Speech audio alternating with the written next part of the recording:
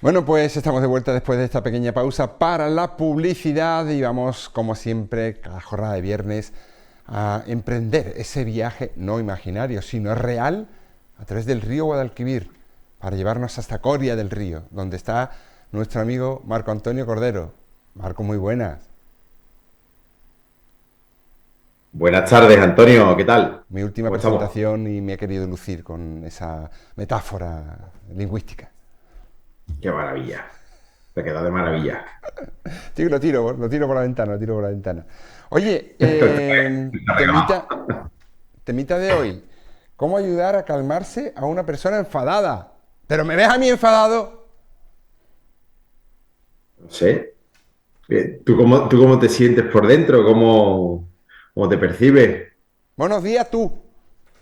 Eso, Estoy enfadado ni nada. Hombre, hay gente que está así todo el día. O sea, hay personas que viven parece que en un enfado, pero no es un enfado. Porque un enfado es algo circunstancial, entiendo, ¿no? sí, son personas que están invadidas por el cortisol, que, que tienen ahí una reprensión, una serie de emociones reprimidas y que ellos realmente, pues, creen que ese es su carácter. Es que este es mi carácter. Es que yo soy así. ¿Qué va? Para nada. Simplemente que estás invadido o que estás perturbado o que constantemente estás guiado The por nuestro amigo Terrorist. el terrorista, yeah, the terrorist, el angry Daesh, Gran- el angry Daesh, el Daesh, el Estado Islámico mental que está ahí, y la vida va contra mí, y todo el mundo, y todo el mundo me dice cosas, y la gente me mira, y la gente no tiene otra cosa mejor que hacer que mirarte, Claro. o que criticarte, o que juzgarte, es un estado interno. Ujú. Entonces, bueno, pues vamos a entrar en materia, si te parece, porque este es un tema yo creo que muy interesante, porque todos en nuestro alrededor tenemos a alguien que parece que está enfadado o que se enfada, porque los enfados son también circunstancias humanas por las que pasamos todos. Pero, en primer lugar, ¿qué no hacer para calmar a una persona enfadada? Vale. Hoy lo fundamental de todo esto es tener en cuenta, es tener muy en cuenta que tenemos que trabajar desde la asertividad, la compasión y sobre todo la empatía.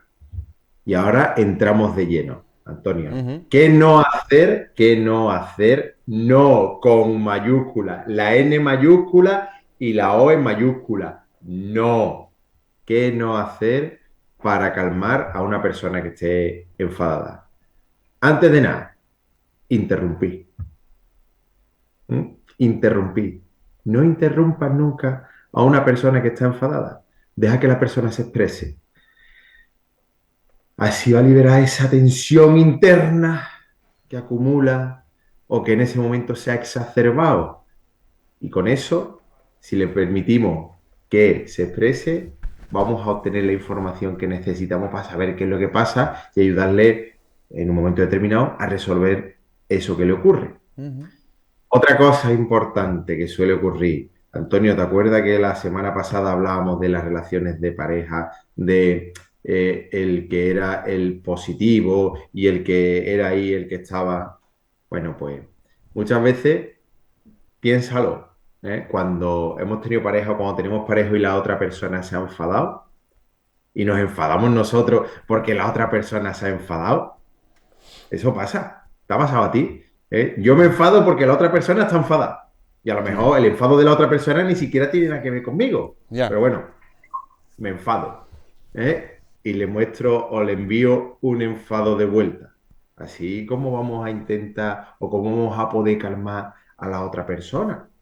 Eso, eso lo que hace es que acentúa mucho más el posible conflicto, Antonio. Ujú. Otra de las directrices o otras de las cosas que no debemos hacer, ponernos a la defensiva. ¿Por qué? Porque a lo mejor lo que le pasa a la otra persona, como he dicho antes, no tiene nada que ver con nosotros y nosotros no lo tomamos personal. Y al final, ¿Qué ocurre? Pues que la otra persona lo que hace es que va a exacerbar más ese enfado si nosotros nos ponemos a la defensiva.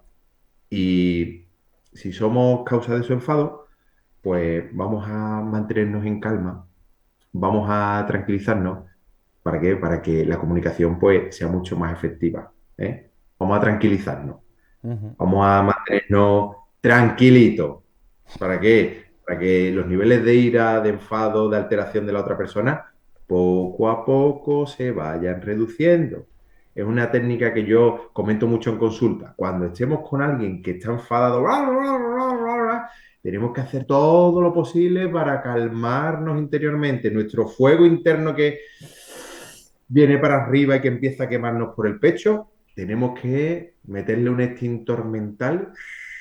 ¿Para qué? Para reducir ese calor que nos viene. Y así, cuando la otra persona llega un momento en que se calla, le preguntamos, ¿has terminado? Y empezará otra vez ¡ah! A pegarnos la bronca.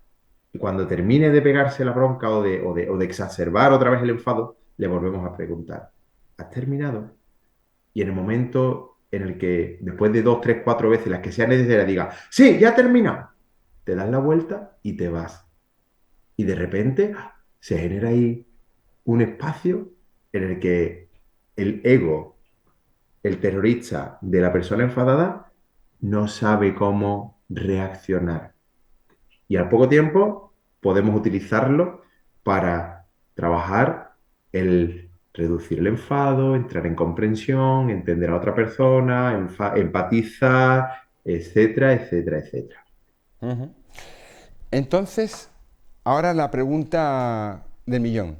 ¿Qué sí hacer para rebajar esa tensión? Ya. Hemos hablado de lo que es contraproducente, de lo Ujú. que no es mayúscula, y ahora vamos a hablar de lo que sí tenemos que hacer. No se trata en definitiva de un mea culpa, ¿no? Es decir, la culpa es mía, sino de recopilar, atesorar información. ¿Para qué? Para poder redirigirla a la solución más óptima de eso que nos está ocurriendo, de eso que está ocurriendo. Entonces, ¿qué hacer? ¿Qué sí tenemos que hacer o qué sí podemos hacer para ayudar a una persona a calmar su enfado? Pues sobre todo, mantener la calma, tranquilizarnos, como hemos dicho. En la última de no hacer o qué sí hacer ahora, mantener la calma.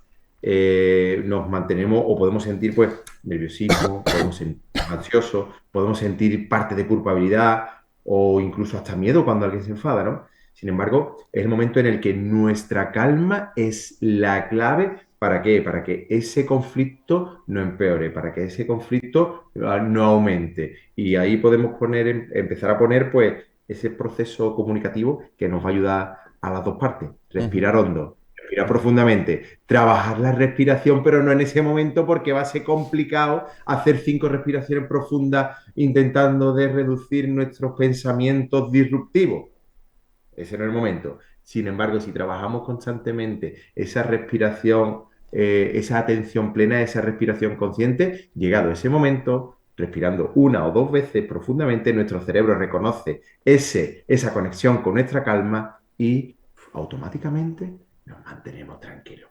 Ujú. Otra, la escucha activa, fundamental. Escuchar activamente, no oír para contestar. Escuchamos activamente, estudiamos qué es lo que la otra persona nos dice, a ver qué nos está comunicando, a ver qué es lo que nos quiere decir. Mira, recuerdo, esto es algo que me ocurrió a mí hace muchos años. Estaba yo trabajando en un equipo de fútbol en un pueblo cercano y con la parte de las terapias físicas y eso. Y también trabajaba la parte emocional un poquito. Estaba yo iniciándome. Y había un chaval que era súper bueno, pero se venía abajo porque el entrenador le pegaba muchas voces.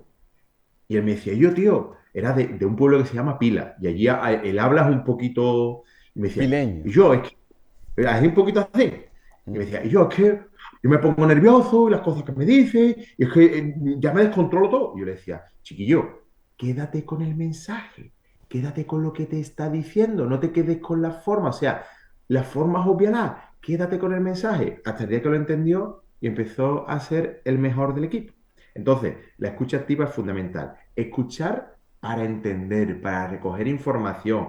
Esto nos va a permitir generar confianza a la otra persona, a su terrorista le va a generar confianza. ¿Para qué? Para resolver ese trance. Luego, vamos a validar también, es importante validar los sentimientos de la otra persona. Cuando alguien está muy enfadado, pues canaliza esa ira suya ¿para qué? Para promover cambios en su ambiente. Es decir, la persona necesita que algo se transforme ¿para qué? Para sentirse bien. Entonces, tenemos que validar sus sentimientos. ¿Cómo? Con frases así como, entiendo lo que me dice, yo me sentiría igual en tu posición y comprendo que estás pasando por un mal momento y necesitas una solución. Todo eso ayuda a calmar a la otra persona. Es una forma de sentirse escuchado y, por supuesto, de que nosotros estamos mostrando un interés en arreglar aquello que a la otra persona le está molestando. Vamos a darle espacio, vamos a darle espacio. Como bien decía, anteriormente, cuando nos tranquilizamos y la otra persona dice, sí, ya he terminado, vamos a darle espacio, vamos a retirarnos, vamos a manifestar que tenemos una disposición más adelante para buscar soluciones. Quizás en ese momento el momento es inadecuado para encontrar una solución, para emprender o empezar una negociación. Vamos a darle tiempo para que se gestione, para que baje su nivel de adrenalina y noradrenalina que tiene en ese momento por las nubes, que ese instinto más reptiliano, más arcaico, más en su cerebro más antiguo, se reduzca, que ni luche, ni se quede paralizado, ni huya, que son las tres reacciones en el miedo, ¿no? Sino entonces que se relaje. Y luego vamos a ofrecerle soluciones para el futuro. Vamos a intentar ser un foco de solución con la empatía, con la paciencia, con la escucha activa, con la compasión. Las soluciones deben enfocarse en un futuro. Esa persona necesita, esa persona necesita cambiar algo, de un daño que ya se ha hecho. Entonces vamos a proponerle eso, soluciones para el futuro, Antonio. Y Ujú. con esas cositas, si las llevamos a la práctica, vamos a mejorar nuestra relación con las personas que están enfadadas o que están muy enfadadas en ese momento determinado. O incluso con aquellas que viven enfadadas todo el día, que las etiquetamos como vaya carácter agrio que tiene, vaya cómo funciona Pepito, Manolito o Antoñita o Josefita. Vaya tela. Los nombres también que he utilizado yo, ¿eh? Pues sí. Bueno, pues por último, ¿mejor prevenir que curar? Bueno, a ver, lo ideal es prevenir. Es fundamental, prevenir antes que curar. Si tenemos que curar, pues tenemos que empezar a utilizar ya las herramientas. Y si hay que utilizar herramientas, pues quizás hay que recomendar a esa persona que vaya a un profesional, pero no cuando está enfadado o cuando está enfadada. No, cuando está en calma, una de las posibles soluciones puede ser, oye, ¿por qué no llamas? ¿Por qué no visitas? ¿Por qué no escuchas? ¿Por qué no lees? ¿Por qué no le echas un vistazo a? Y le propones y lo invitas o la invitas a que haga una prospección o una visualización. Entonces, enojarse, enfadarse, alterarse, eso forma parte de la vida, Antonio. La ira es una emoción que es natural y que a veces es inevitable. Forma parte del miedo y todos, absolutamente todos, debido a cómo funciona nuestra psique, pues en un momento determinado podemos tener miedo. Ahora, mantener una actitud colaborativa y una actitud proactiva es una de las claves o son las claves para no tener que calmar a una persona enojada. O sea, para que esa persona baje su nivel de alteración. Ujú. Cuando nos sentimos escuchados, cuando sabemos que podemos trabajar en equipo, cuando podemos darnos cuenta y cuando percibimos que podemos solucionar alguna cosa que nos aflige. La ira se reduce porcentualmente de manera importante y desaparece. Entonces, la comunicación efectiva, la actitud empática, la voluntad de querer cambiar cosas son las bases de la prevención para muchos conflictos. Ahora bien, también tenemos que tener en cuenta que debemos de poner límites y dejar claro que tanto la falta de respeto como las agresiones están totalmente fuera de lugar. ¿Por qué? Porque muchas veces desde el enojo y desde el enfado reaccionamos de manera incontrolada y eso nos puede perjudicar. Comunicación efectiva, esa siempre debe de estar por encima de los demás. Bueno, pues Marco, como siempre, un placer oírte y darnos tus sabios consejos. Esperemos que, bueno, pues se vayan anotando, poquito a poco en esa libreta de conocimiento que todos tenemos y que nos sirvan para tirar de ellos en un momento determinado. Si no tenemos esa libreta a mano, pues siempre está la forma de contactar con Sana Salud allá en Corea del Río, ¿verdad? Sí, claro que sí. Además, tengo que reconocer, mira, el otro día, en la semana pasada creo que fue, sí, me llamó, me resultó súper curioso y súper agradable, o sea, satisfactorio. Me llamó una señora y me dijo, mira, ¿eres Marco? Digo, sí, mira, te llamo, ¿de dónde me dijo que llamaba? De Jerez o de San Lucas, de Ujú. Jerez me parece que era, Sí, con una historia suya personal que me había visto en la tele claro, y que le había dicho a la hija que me buscase, que me había escuchado en la tele ese viernes y que yo le podía ayudar. O sea, pues sí. no me pidió consulta ni nada. Estuvimos hablando como unos 25 minutos.